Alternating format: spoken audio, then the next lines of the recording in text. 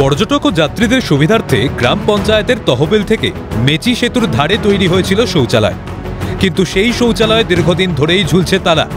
কি কারণে তালা বন্ধ তা জানে না কেউই। এদিকে চরম ভোগান্তির সম্মুখীন যাত্রী, পর্যটক সহ স্থানীয় চালকেরা।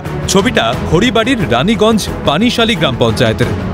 অভিযোগ, শৌচালয় তৈরির পর থেকেই তা তালা বন্ধ, যার জেরে এক প্রকার নদীতে গিয়ে শৌচকর্ম সারছে বহু মানুষ। দ্রুত তালা খোলার দাবি স্থানীয়দের।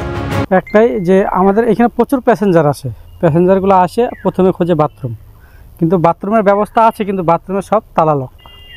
এখন কে বা কারা তালা লক করে রাখছে আমরা জানি না, কার কাছে চাবি আছে সেটাও জানি না।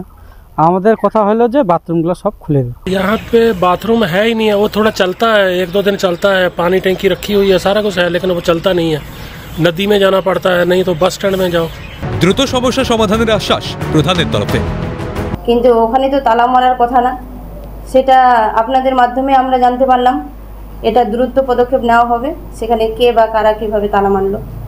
তোমরা কি খুলবে, আপনারা খুলবেন সেটা? হ্যাঁ, সেটা আমরা খুলবো। ঘটনায় ক্ষোভ উগরে দিয়েছেন বিজেপি নেতৃত্ব। তালা দেওয়া আছে, এরা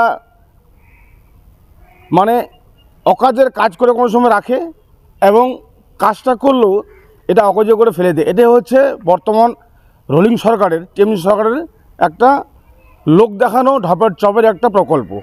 এখন দেখার সমস্যার সমাধান কতদিনে হয়। ফাঁসি দেওয়া থেকে পিকাই ঘোষের রিপোর্ট, ক্যালকাটা নিউজ।